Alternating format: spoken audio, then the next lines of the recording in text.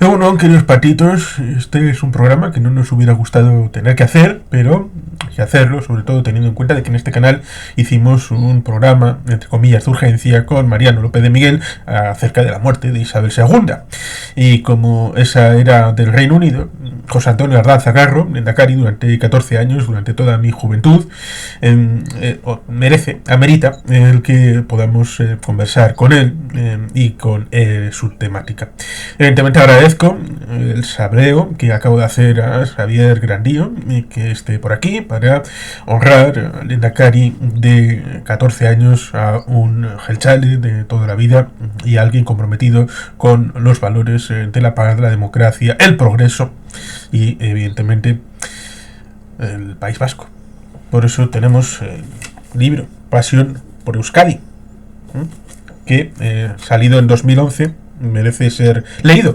En 2010 tuvo un infarto de miocardio, que es decir, que ya fue milagroso el hecho de que pudiera tener la oportunidad de escribir el libro y ha durado hasta prácticamente los 83 años. Pero bueno, Xavier, es que ricasco por estar por aquí. Muchas gracias. Nada, a Rachaldeón, por supuesto, en primer lugar quiero transmitir mis condolencias a la familia y a la familia en el sentido más extenso, a Eusko Alderdi Jeltzalea, Partido Nacionalista Vasco.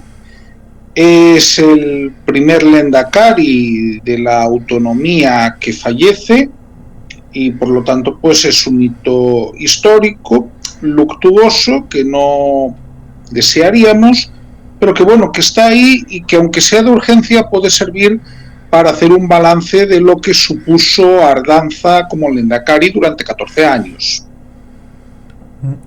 En efecto, la biografía indica que nace en 1941, prácticamente cuando se está produciendo ese giro de los acontecimientos con la invasión alemana de la Unión Soviética. En diciembre tenemos Pearl Harbor y por tanto es un año clave y es un momento en el que España y el País Vasco también, junto a España, está sucediendo la crisis posguerra. Hasta 1951 no se retirará la cartilla de racionamiento, por tanto es una juventud dura, difícil, para mucha gente, también para este joven nacido en Durango, pero no más bien en Elorrio que en Durango, pero se entiende, la conurbación. A veces a todos los vascos nos decían vizcaínos y luego parecía que los de Vizcaya éramos de Bilbao, prácticamente todos, con lo cual hay que ser un poco más laxo en estas cosas. Con lo cual, evidentemente, luego tenemos esa circunstancia de que fue alcalde de Arrasate y posteriormente diputado general de Guipúzcoa, teniendo sangre vizcaína. Desarrolló el comienzo de su labor política ligada al territorio histórico de Guipúzcoa. Bien, en primer lugar, cualquiera que conozca a Euskadi sabe también que el concepto de distancia geográfica, aunque no política, por la entidad que tiene cada territorio histórico, es pequeño. Es decir, tampoco está tan lejos, Arrasate de Elorrio. Sí, es decir, sí, claro, quiero decir, evidentemente él la carrera política la hace ya en democracia, aunque él ya es simpatizante de Egui en su juventud, ojo, es decir, no es una persona que acabe de llegar al nacionalismo vasco. Él inicia su carrera política como cargo público siendo alcalde de Arrasate Mondragón, luego es diputado general de Guipúzcoa y en muy poco tiempo y dentro de esa crisis o interna durísima que vive Eusko Alderdi Jeltzalea a mediados de los 80, a raíz de la dimisión de Garaikoetxea y la escisión que acaba cristalizando en Eusko Alkartasuna, las bases del PNV, hay que recordar que en el PNV quien propone lehendakaris son las bases. Esto es un pequeño detalle que a veces se olvida, ¿no? Sí, es un elemento interesante porque, bueno, yendo a ese trayecto que llega al hecho de que a comienzos de enero-febrero del 85 se convierte en lehendakari, tenemos, bueno, hay que recordar primero que había manifestaciones y con agresión a la propia casa siendo alcalde de Arrasate, de la gente que uno puede suponer. Por tanto, esto ya, siendo alcalde, no ya diputado general, no ya al lehendakari, sino ya empieza desde el inicio, que fue diputado general de Guipúzcoa porque, bueno, pues tenía esa planta referido a ser alcalde de un municipio más o menos importante y entra en funciones en el año 83. Hasta el año 85, sería 2 años diputado general de Guipúzcoa, lo cual es interesante recordar que cuando se producen estas circunstancias es que cuando hay elecciones en el año 80 y en el año 84 el Parlamento Vasco, pero hay elecciones a juntas generales y a diputación en el año 79 y en el año 83, que es por eso por lo que el PNV decide meter a los diputados generales, que en ese caso eran los 3, en las listas para el Parlamento Vasco, lo cual posibilitó que un diputado general de Guipúzcoa pudiera ser luego parlamentario y a través de ser parlamentario entrar en el ámbito de ser elegible a lehendakari, porque a diferencia de, por ejemplo, el Congreso de los Diputados, solamente un diputado en el Parlamento Vasco puede ser elegido lehendakari. Sí, bueno, es lo mismo que pasa en la Xunta de Galicia. Únicamente un diputado en el Parlamento de Galicia podría ser elegido presidente. Así que ahí funcionáis con el mismo sistema. Se da esta circunstancia, se da una circunstancia también muy dura en las elecciones de 1986, si no recuerdo mal, que son unas elecciones en las cuales Eusko Alderdi Jeltzalea gana en número de votos, pero no en número de escaños. Si no recuerdo mal, el PSE de Txiki Benegas en aquel momento saca un diputado más, pero se llega a un acuerdo por el cual hay un pacto entre el PNV y el Partido Socialista para que Ardanza siga siendo lehendakari, que luego es un pacto que va a cristalizar en una coalición de gobierno que se va a mantener prácticamente hasta los últimos meses de Ardanza como lehendakari, porque si yo no recuerdo mal, la dimisión de los consejeros del Partido Socialista Obrero Español, destacando por cierto el caso de Rosa Díez, es en el verano de 1998. Además me acuerdo porque en aquel momento Ardanza estaba hospitalizado en el hospital de Santiago de Gasteiz por una hernia. Lo acababan de operar y recuerdo que fueron a presentarle la dimisión al hospital.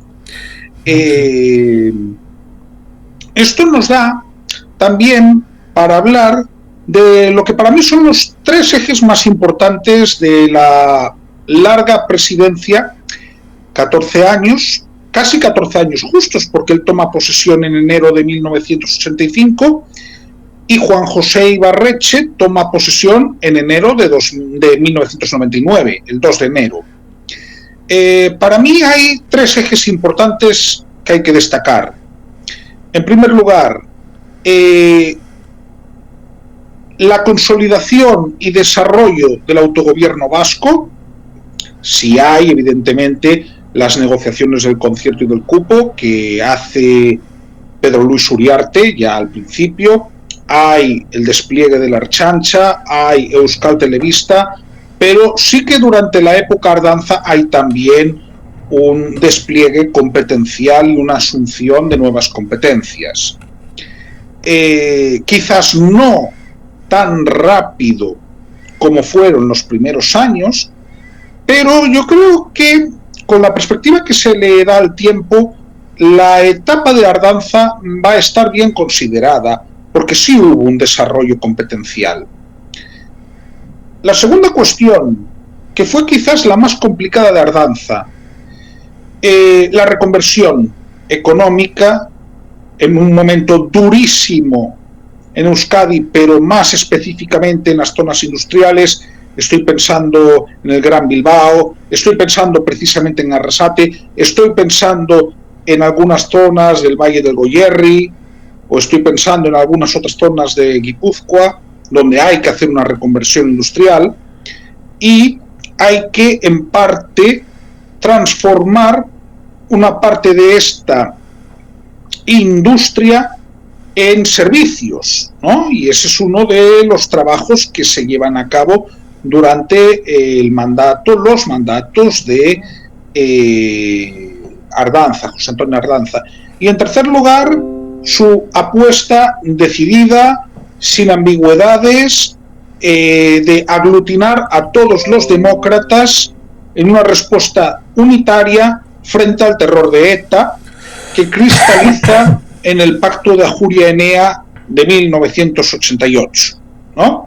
Un pacto que, quiero recordar, firman todos los partidos parlamentarios excepto el Herri Batasuna.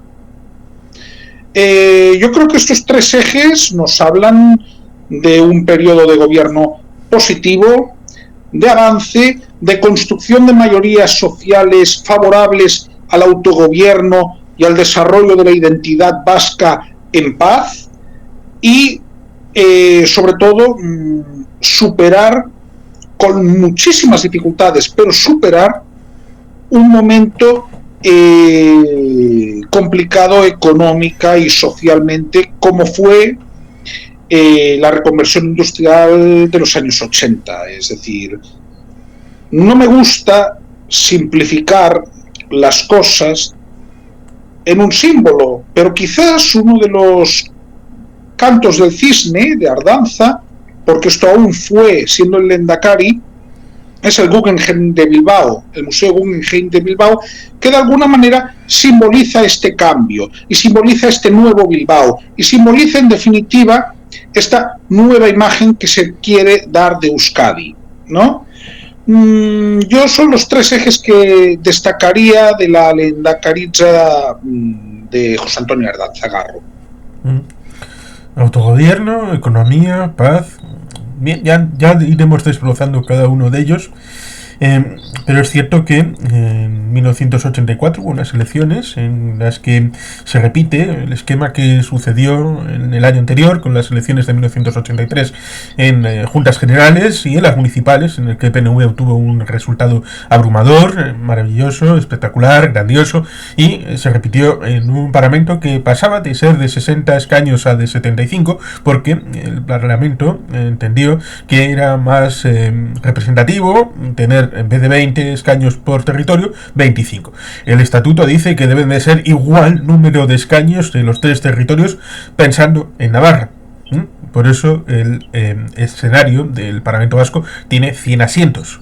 25, 25, 25, 25, porque en 1982, cuando se inaugura el actual emplazamiento del Parlamento Vasco, se pensaba no solamente en Navarra, sino también en incluir 25 y no 20, como había sucedido en esa primera legislatura del Parlamento Vasco. Evidentemente, sucede el asunto de la escisión. Ese mes de septiembre, octubre de 1986 fue muy doloroso. Quiero traer aquí a colación el asesinato, el día 4 de septiembre de 1986, de Yoyes, a la que uno de sus asesinos, Kubati, luego tratará de utilizar la misma vía para tratar de ser reinsertado en la sociedad, lo cual es alucinante porque la memoria debe ser completa para todos y de todo.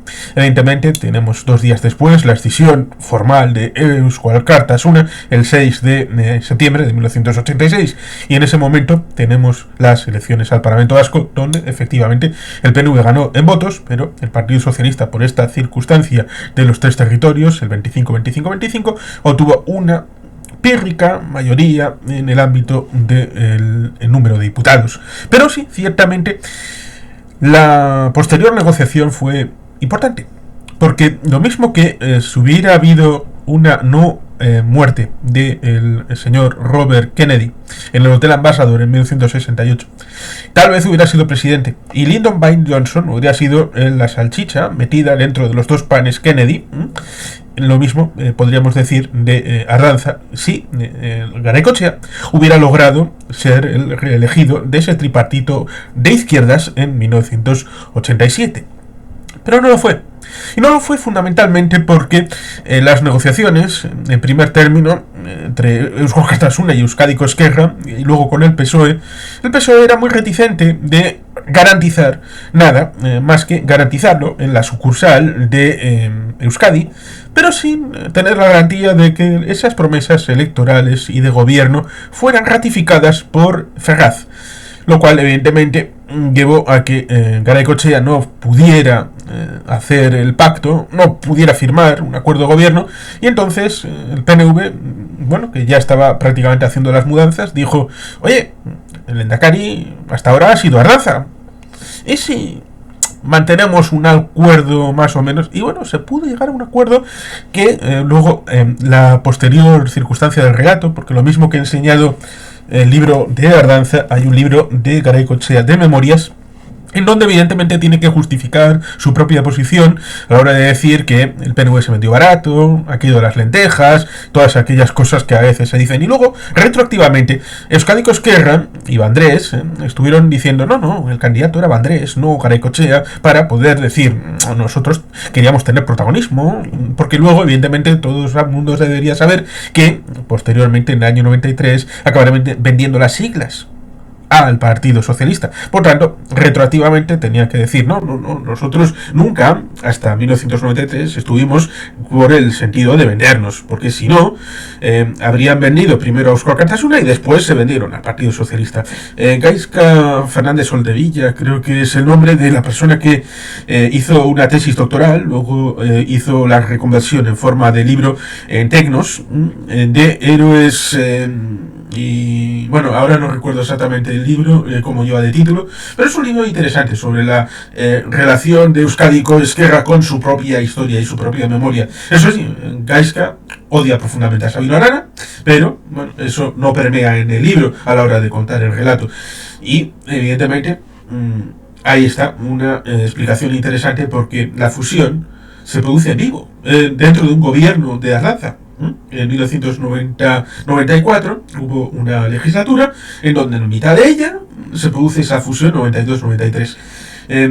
Evidentemente hay varias legislaturas, que es la 1986-87, porque prácticamente la investidura es 1987 hasta 1990. Luego hubo en 1990-94 y 94-95 al 99, con lo cual prácticamente son tres legislaturas, dejando de lado esos 2 años iniciales, que son la culminación de la legislatura iniciada en 1984. Por tanto, son 14 años, pero bueno, con recortes son 3 legislaturas y media.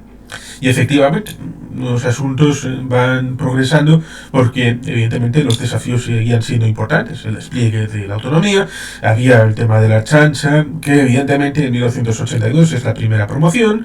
Está Euskal Irrati Telebista, que en 1982, aunque sea el 31 de diciembre, se prometió, Euskal Herri Jeltzale prometió, la primera emisión será en 1982 y se cumplió.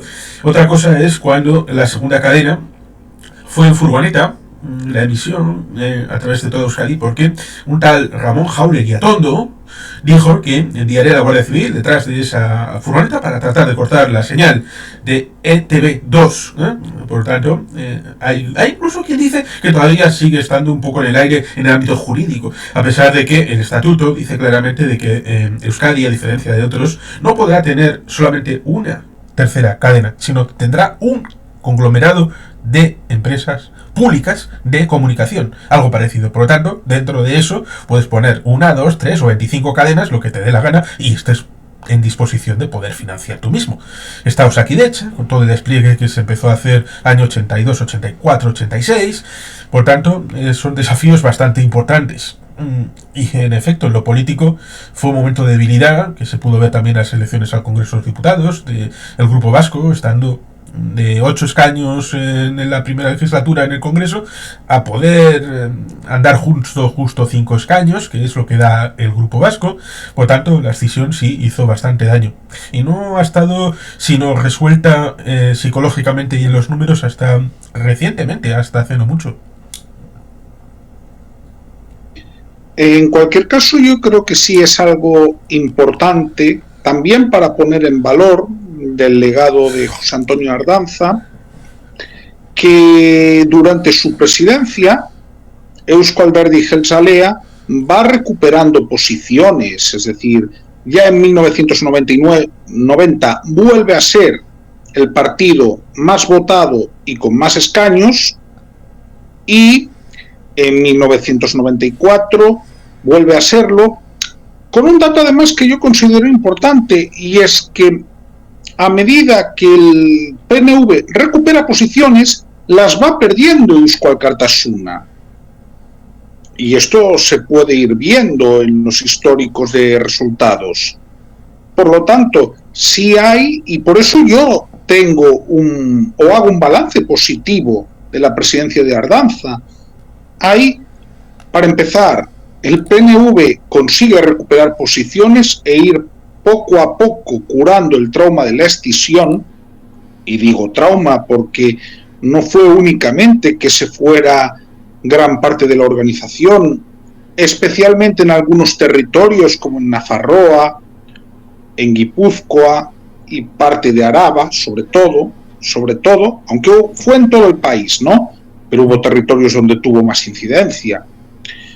Recordemos también la guerra de los Matsokis, ¿no? Que fue también muy dura, es decir, todo ese trauma durante la presidencia de Ardanza se va poco a poco restañando las heridas hasta el punto de que Eusko Alkartasuna acaba entrando en el gobierno, siendo Ardanza lehendakari años después.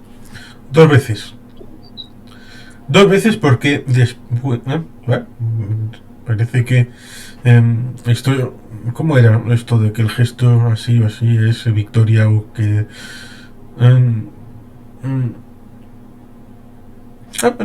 no recuerdo exactamente. Uno de los dos es victoria y otro que te den.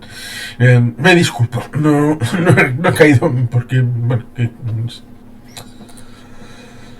Sí, dijiste dos veces, ¿verdad? Sí, dije dos veces que era que después de las elecciones de 1990 hubo la disposición, porque la suma daba, de un gobierno tripartito de PNV, Eusko Alkartasuna y Euskadiko Ezkerra, que se romperá porque los de Eusko Alkartasuna con Herri Batasuna irán mucho más lejos de la proposición que se aprobó en el Parlamento Vasco con el voto en contra de Herri Batasuna acerca de la autodeterminación.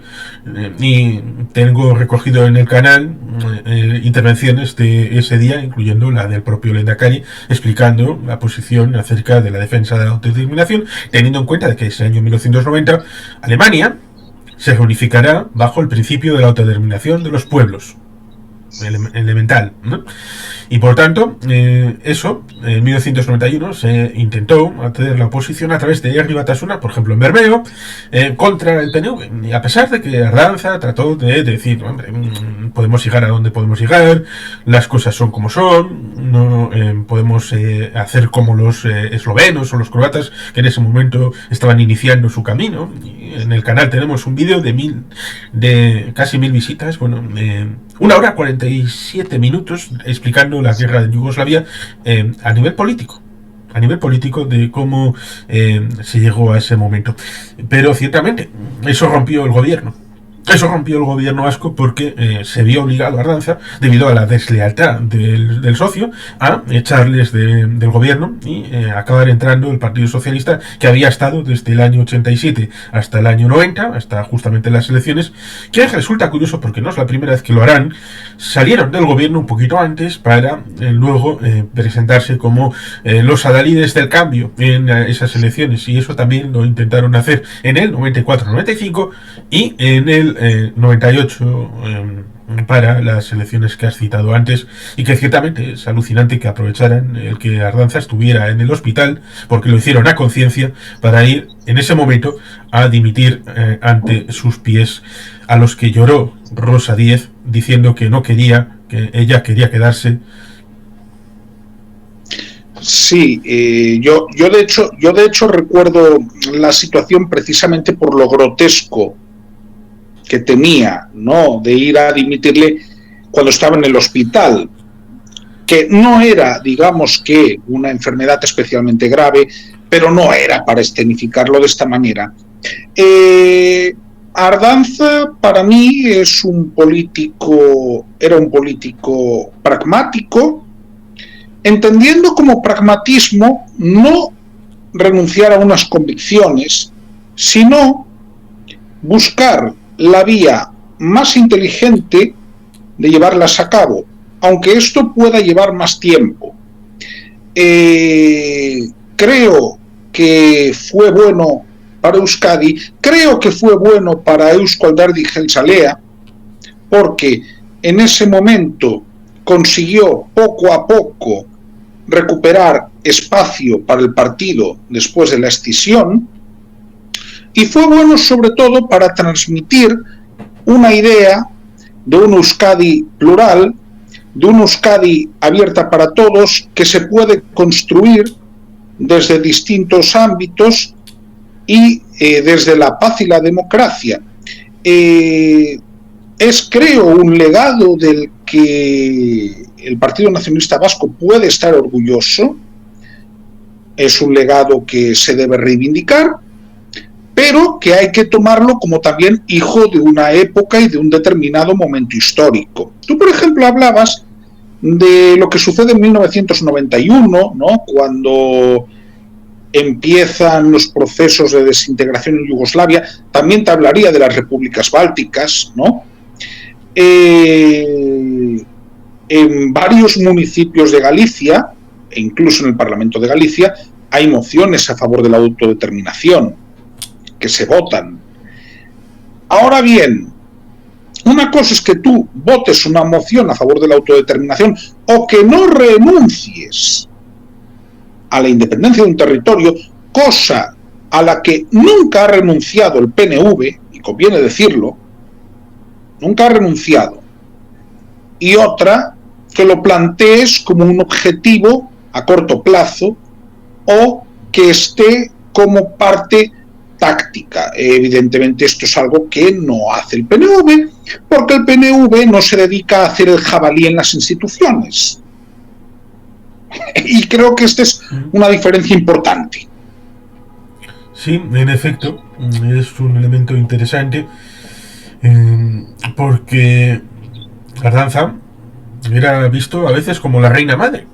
De hecho, emplean el padre o la madre, que es identificado por todos sus hijos a pesar de que puedan tener diferentes vectores de identidad política, partidista, religiosa, pero era el elemento que aglutinaba durante su presidencia a la práctica mayoría, casi unanimidad de los vascos a la hora de la representación exterior.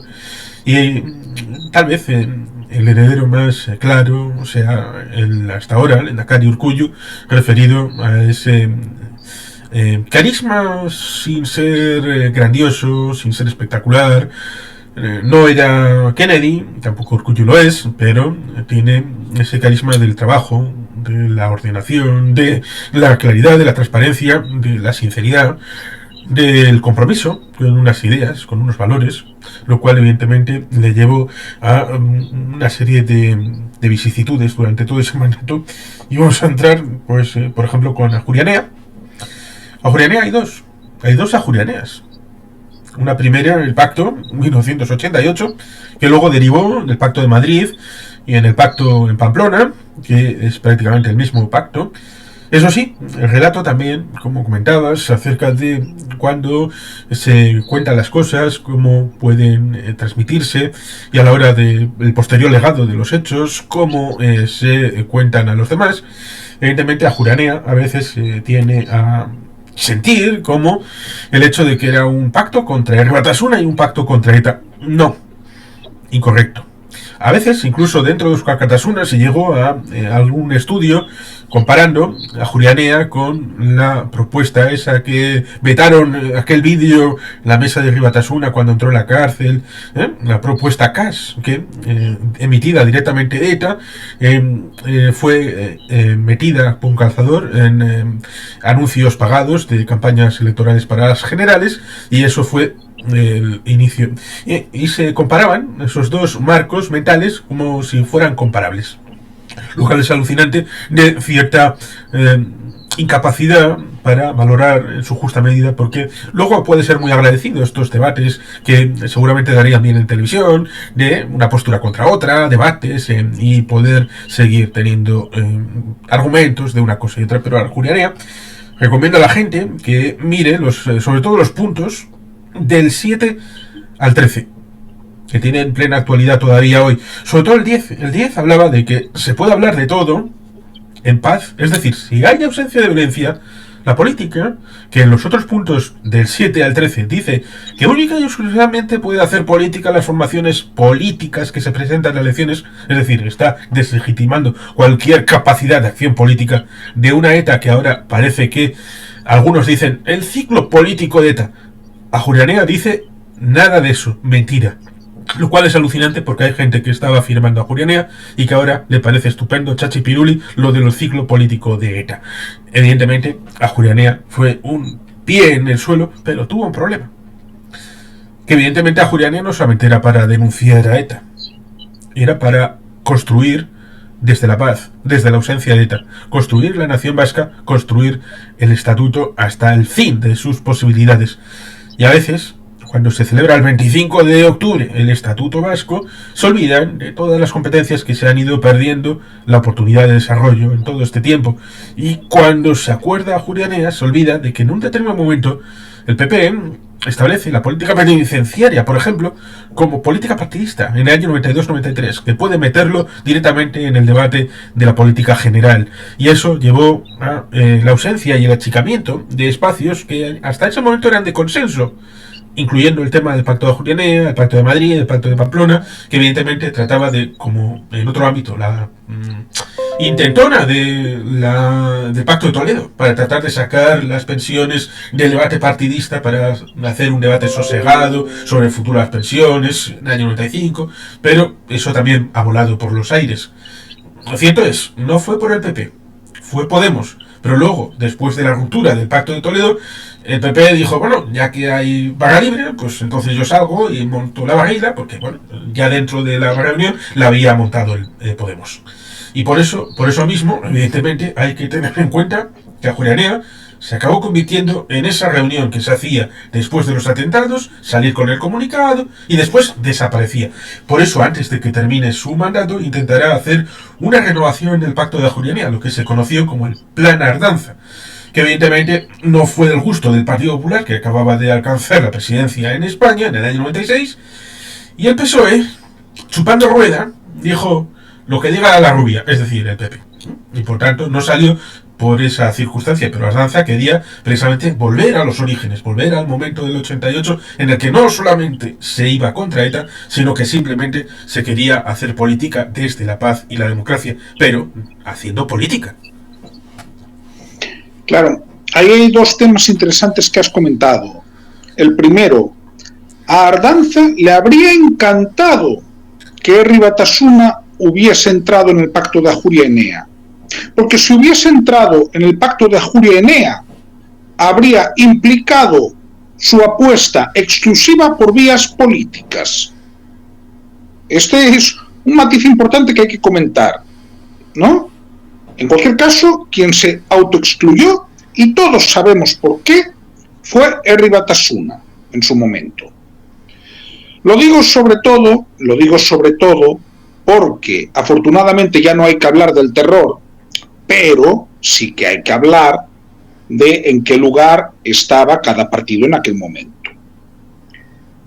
El plan Ardanza, que es un plan que él presenta meses antes de dejar de ser Lehendakari, porque lo presenta en 1998, es en realidad un intento de actualización que tampoco nos pensemos que era revolucionario, ¿eh? Vamos a ver, pones al lado lo que ha pasado luego con el procés en Cataluña, y el plan Ardanza era algo muy posibilista, muy gradualista, y en el que él hablaba, por ejemplo, pues de abrir la posibilidad de reformar la Constitución.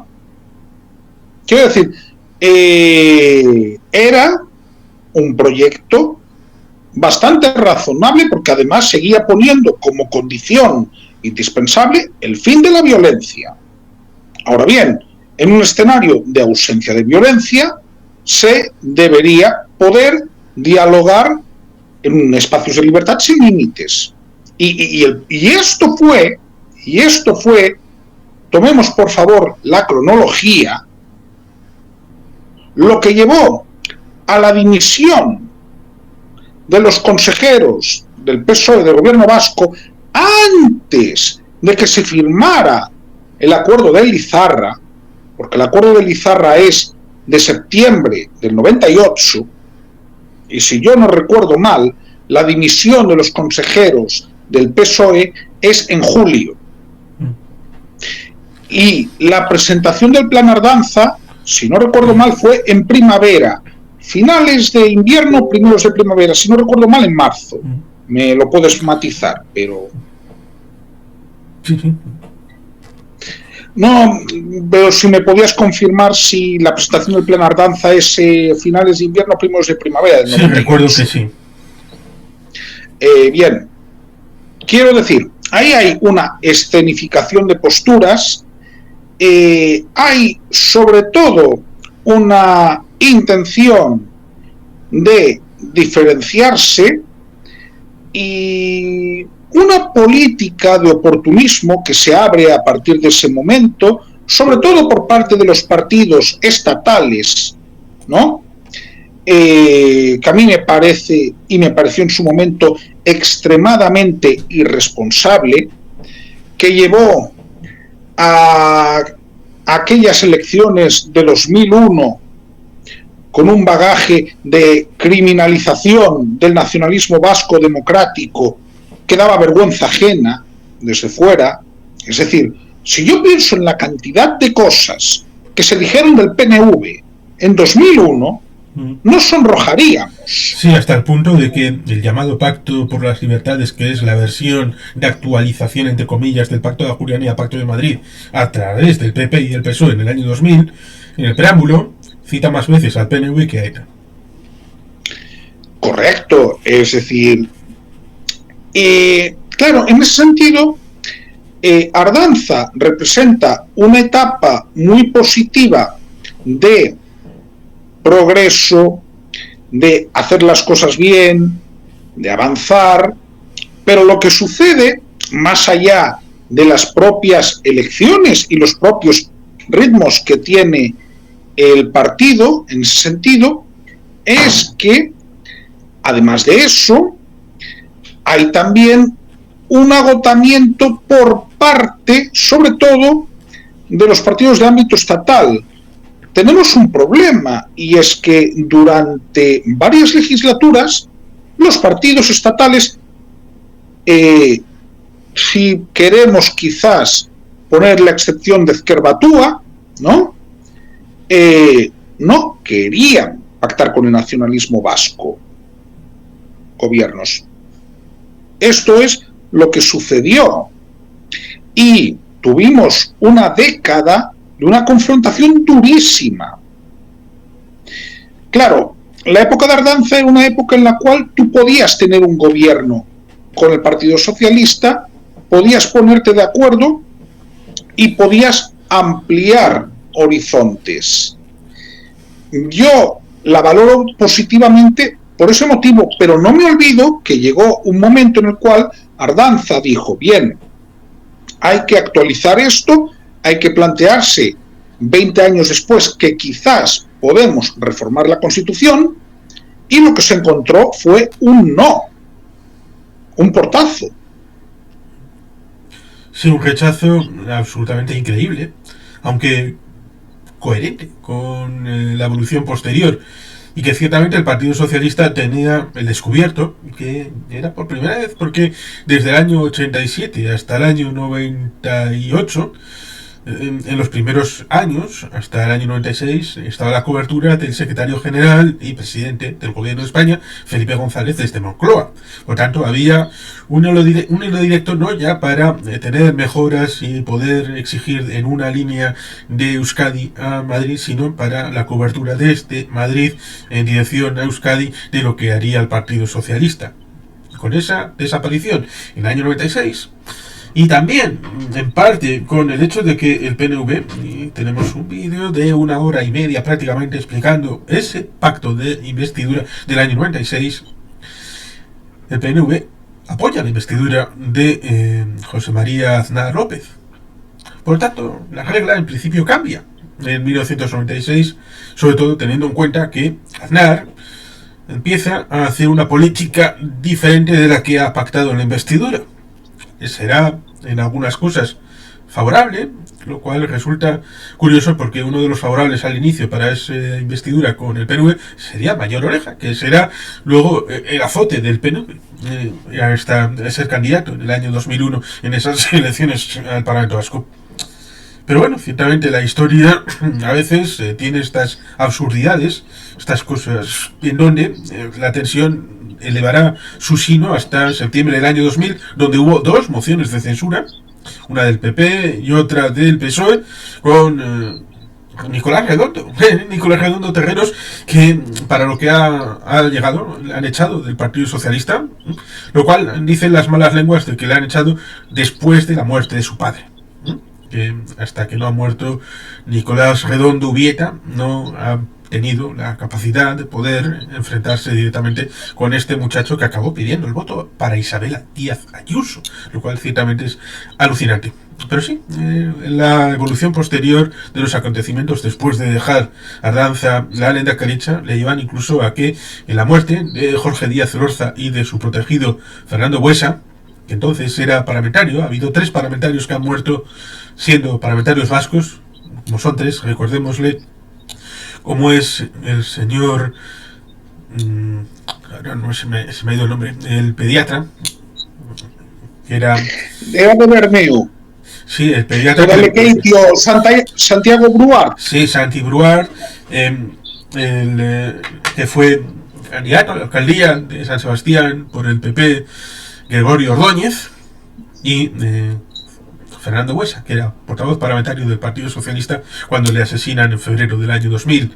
Y en ese ínterin de la muerte y el entierro hubo una manifestación en Vitoria, en el que incluso llegaron a insultar a Ardanza. La recuerdo perfectamente. La recuerdo perfectamente porque además eran 2 manifestaciones en una. La recuerdo perfectamente y recuerdo también la tensión que había aquel día.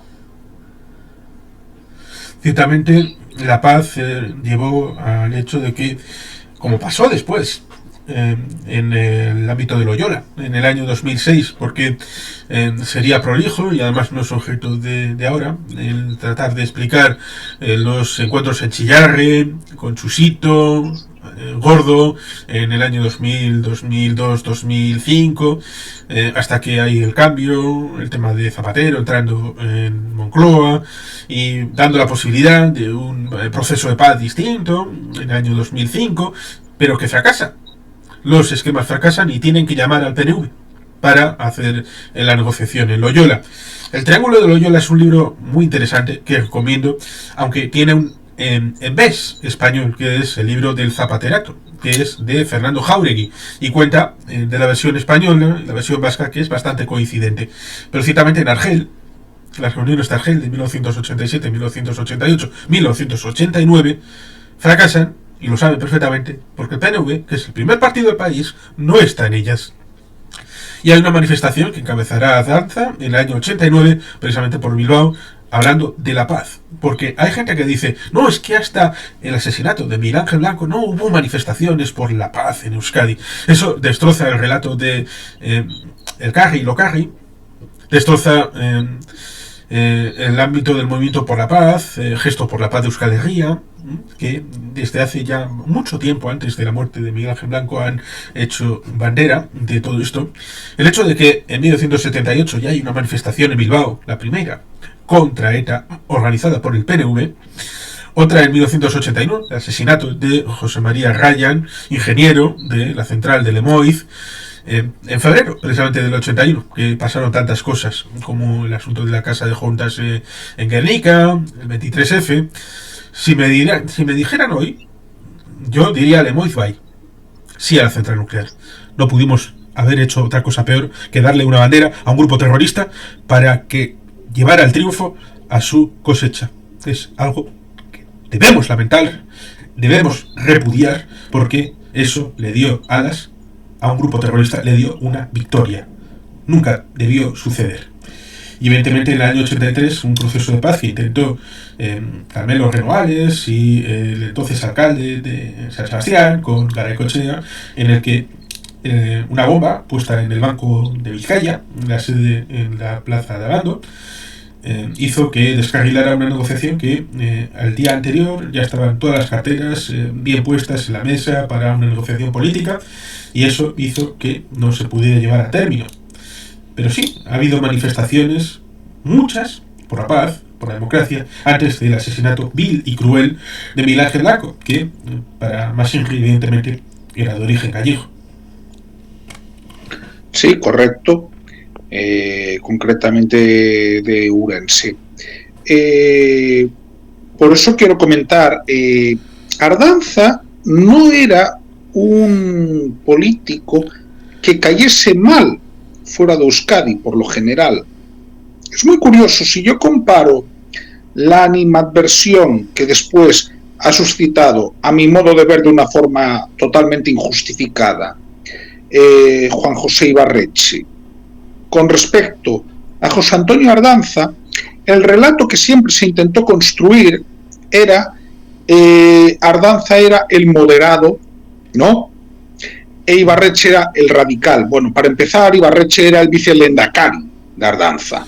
Sí. Empecemos por ahí. Sí, hay dos elementos interesantes. Uno, que en 1995 hubo una de estas bodas reales de una de las hijas de Juan Carlos de Borbón y Borbón, creo que fue la de Sevilla, y que envió Ardanza, fue en persona, junto con el Orfeón Donostierra, para regalo a la feliz pareja. No sé si fue la de Sevilla o la de Barcelona, no sé si fue Elena o Cristina, una de las dos, porque ahora uno no está con el tema real, salvo el hecho de que Elena tendría que haber sido la reina en un país normal que recordara su historia. Pero ciertamente en 1994, con la fusión y todo esto, había el problema del llamado postnacionalismo. Mario Oneiría y Ramón Jauregui, que eran los candidatos insignes de la fusión, querían hacer el sorpaso y decir, bueno, el nacionalismo ya es pasado y vamos a hacer el llamado postnacionalismo con políticas de izquierdas.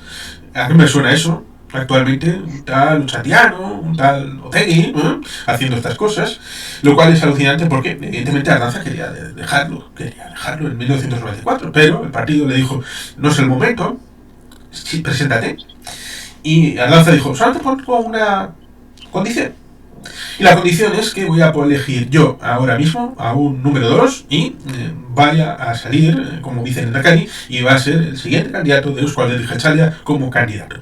Eso se reunieron en la roulotte que tenía Ardanza en Urdaibai, el presidente del EPB, Xabier Arzallus, Ardanza y Ibarretxe, que era el que proponía, lo cual resulta eso curioso, porque se habla del péndulo patriótico, las dos almas, autonomismo, independentismo. Recordemos que uno de los insignes del independentismo conceptualmente establecidos fue el lehendakari Aguirre. Y Aguirre venía de comunión del partido melifluo y acomodaticio en la fusión que se hace en 1930. Por tanto, las consideraciones previas, los prejuicios, las fórmulas a priorísticas de conceptualizar a las personas resultan absolutamente increíbles. Eso sí, es cierto, en 1995, el centenario del partido, se hace un libro, se quiere hacer un libro que escriba la historia del partido, y se elige un comité de expertos. Y resulta curioso porque el comité de expertos se autodeterminó y al que era más cercano al PNV le echaron a la calle, de patitas en la calle, de ese libro que en principio iba a ser el libro del partido y al cabo siendo un libro de alguien a nombre del partido, como fue el llamado péndulo patriótico. Pero bueno, ciertamente la historia está ahí para recordarnos que no debemos confiarnos y que la historia se hace todos los días. Totalmente de acuerdo. Básicamente, por eso comentaba, romper un mito más. Es decir, mi opinión es que dentro de unas coordenadas la acción política responde a unos tiempos y a una coyuntura. Ardanza se encontró con una coyuntura en la que pudo cooperar con fuerzas estatales. El lehendakari Urkullu, actual lehendakari Urkullu, se ha encontrado con una coyuntura en la que pudo cooperar con fuerzas estatales. Ibarretxe, quitando el tema de Madrazo, No podía, no es que no quisiera, es que no le dejaban. Es decir, cuando tú lo que te encuentras es un frente PP-PSOE, que además te acaba echando de la Lehendakaritza, que fue lo que sucedió en 2009. No, vamos a ver, no es que Ibarretxe fuese más o menos radical, más o menos soberanista. Si básicamente el relato que defiende Ibarretxe puedes tomar el continuum a partir del plan Ardanza. Cuando él propone el pacto de libre asociación o su plan Ibarretxe, no hay una disrupción ni una ruptura con lo que está proponiendo Ardanza al final de su mandato. Y aquí, la única diferencia... Sí, y que a fin de cuentas es seguir el capítulo de reforma del Estatuto, el artículo 46, que establece los ritmos, cómo se actualiza el Estatuto de Autonomía. Correcto. La diferencia es que el pacto de Ajuria Enea supuestamente tenía a todos los demócratas, pero cuando se firma el pacto de las libertades entre el Partido Popular y el PSOE, hay una parte que se autoexcluye de eso. Y esa parte no es el PNV. Claro, es que estamos hablando que a partir de 1998, 99, 2000, 2001 hay una política de bloques. Pero hay una política de bloques no porque el PNV no se quiera entender. Al contrario, votan la investidura de Aznar. Acuerdan los 2 primeros años con Aznar. Ahora bien, si lo que te encuentras delante es un frontón, pues tú tienes que hacer una propuesta.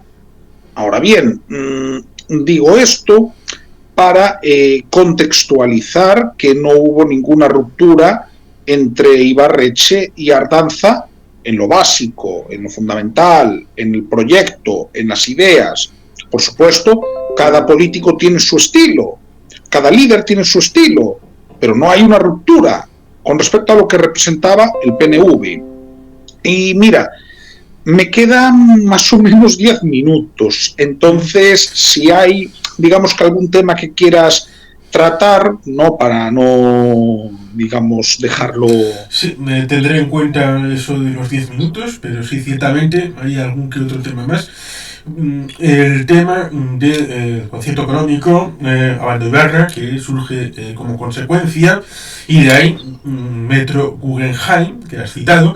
Evidentemente hay un elemento interesante, como es, bueno, evidentemente tú sabes perfectamente que tenemos una enciclopedia del sistema de concierto y que está en el canal y que profundiza en todas estas circunstancias y vicisitudes que voy a enumerar, como es el hecho de que en 1980-81 Pedro Luis Uriarte hace la negociación para la actualización del sistema de concierto, incorporando a Vizcaya y Guipúzcoa, que lo habían perdido después de la conquista sangre y fuego de Bilbao por las tropas franquistas, y que evidentemente el 30 de diciembre de 1980 se firma, entra en vigor el 1 de junio de 1981, pero esto tiene bastante que ver con el hecho de que se negociara antes de que dimitiera formalmente Suárez como presidente del gobierno. Y el hecho de que estuviera ya hecho antes del 23F tiene bastante que ver con el hecho de que pudiera salir adelante. Pero en la negociación se pensó por parte estatal,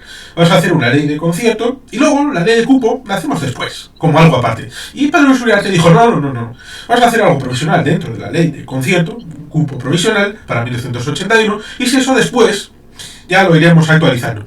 Bendita visión de Pedro Luis Uriarte, porque si esto hubiera sido dejado para más adelante no hubiera salido. ¿Por qué? Pues porque en teoría cada quinquenio se liquida el cupo.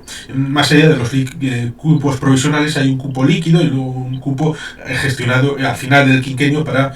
bueno, esto se hace con los presupuestos habitualmente. Hay una proyección de un presupuesto que se va generando, el presupuesto que se va ejecutando y el presupuesto que se liquida al año siguiente de la ejecución. Por tanto, esto no es nada extraordinario. Pero ciertamente hasta el año 87 no fue posible hacer la ejecución de la liquidación del cupo. Y por tanto, durante todos esos años había una discrepancia respecto de lo que pagaban las instituciones vascas a lo que el gobierno español decía que tenían que pagar. Y eso se iba guardando en una hucha, esa diferencia, por si en algún momento había que pagarlo.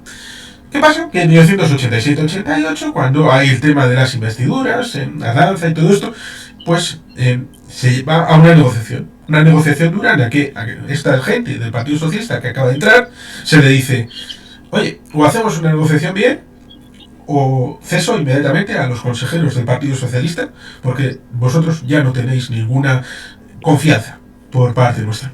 Y se llegó a un acuerdo en el que, bueno, la contabilidad del gobierno vasco era buena, y por tanto ese dinero que estaba en la hucha sirvió para, en un alarde de emisión que tuvo el EBB, hacer previamente unas obras que se habían hecho para la reforma de las vías del agua, tema de alumbrado, meter un tercer tubo que sirvió para el tema de la fibra óptica.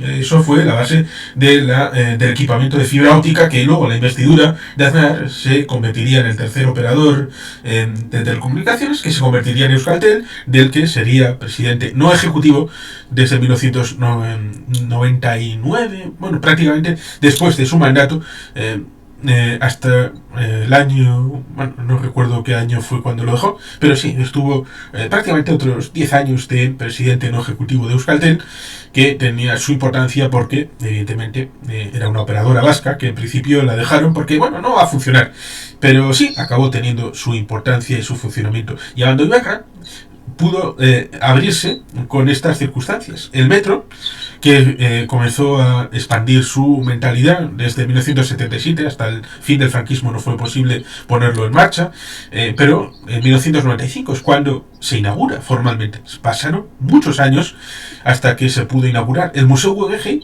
que Félix Modroño tiene una novela de hace no mucho, Piel de Plata, que es una novela que he referenciado y recomiendo a la gente que lo lea. Se refleja un Bilbao bien interesante, cercano, de los años 90. Pues ciertamente fue objeto de atentado verbal de ETA durante toda su construcción, cosa que el gobierno vasco ocultó deliberadamente para no asustar a la población vasca, y que evidentemente cobró la vida de un mártir, de un Gudari, de uno de los nuestros, como Chema Aguirre, el día precisamente de la inauguración, cuando una jardinera con cohetes que podían haber reventado todo el interior, donde no solamente estaba Su Majestad el Rey, el Lehendakari, el alcalde, Josu Ortuondo, sino también había muchos invitados, había un gran número de personas, y podía haberse convertido en una masacre horrible. Vio ese Gudari que había una situación diferente, y por tanto se acercó. Le mataron, pero salvó vidas. Eso es lo que hace un auténtico patriota de verdad. Por tanto, es cierto, Abando Ibarra, sistema de concierto, cupo, está unido también a paz, convivencia, desarrollo económico. Todo está indicado dentro de esta Euskadi que tenemos.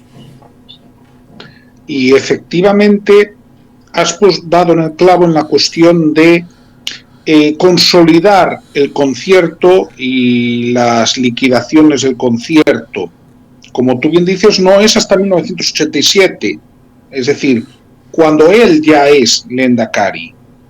Y para mí el valor que tiene es que este sistema se consolida bajo su mandato, aunque ya estaba negociado en 1980 y entró en vigor en el 81, ¿no? Pero como tú dices, funciona por quinquenios. Para mí el valor es precisamente que las instituciones vascas, y no se puede hablar de instituciones vascas sin la figura del concierto, porque el concierto existe antes que la comunidad autónoma vasca, como idea.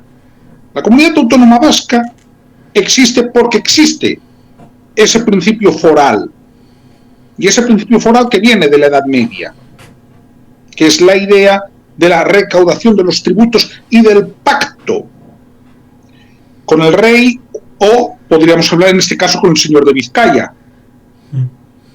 Me consta que el actual Felipe VI, entre sus títulos, tiene el de señor de Vizcaya, ¿cierto? Sí.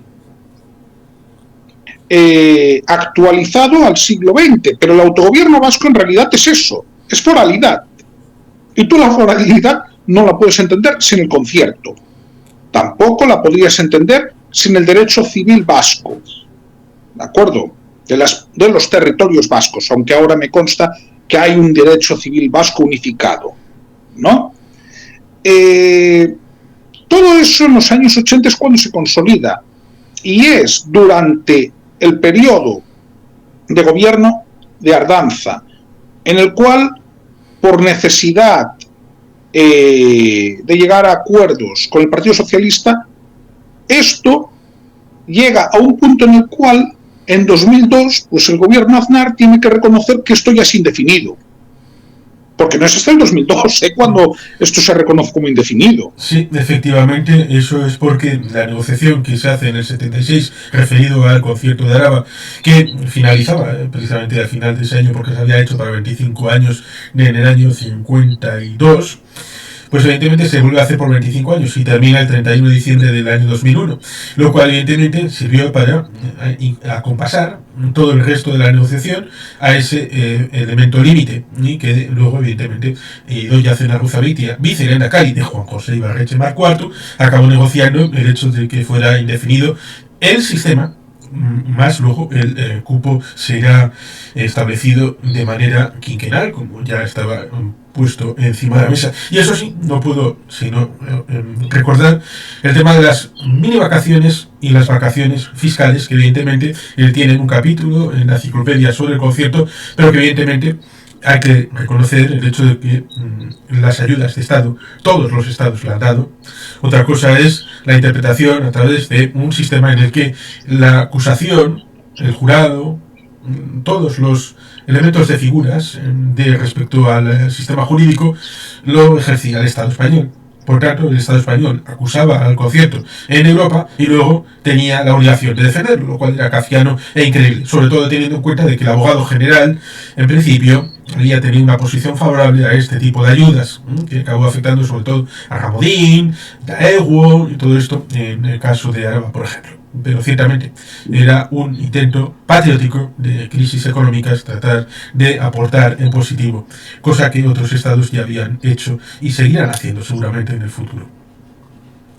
Bien, yo resumiría la figura de Ardanza como un Lendakari que ayudó a que el autogobierno vasco se asentara y que contribuyó a la terciarización de la economía vasca y a dar una solución a la crisis industrial de los años 80. Todo esto añade su compromiso por la paz. En definitiva, yo creo que la historia tratará bien a José Antonio Ardanza.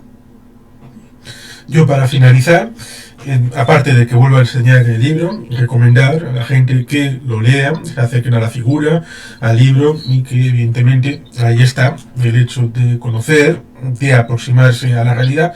Pues evidentemente quiero terminar puntualizando el hecho de que Katea está detén, la cadena no se rompe. No hay nada en Ardanza que no esté en anteriores líderes, tanto institucionales como de partido. La bicefalia funciona, ha funcionado entonces, ha funcionado ahora y funcionará mientras haya Partido Nacionalista Vasco encima del país, y que evidentemente ese Ardanza, esos gobiernos, esas políticas, estaban con Garaikoetxea como Lendakari de Euzko Alderdi Jeltzalea, y que estarán después con Ibarretxe, y que estarán después con Urkullu, y que estarán con el Lehendakari Pradales.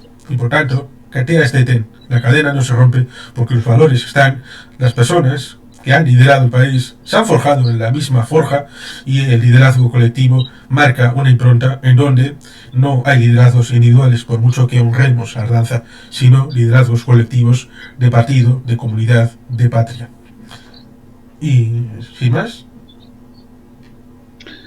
Pues nada, arratsaldeon, y reitero mis condolencias a la familia de Euzko Alderdi Jeltzalea, Partido Nacionalista Vasco.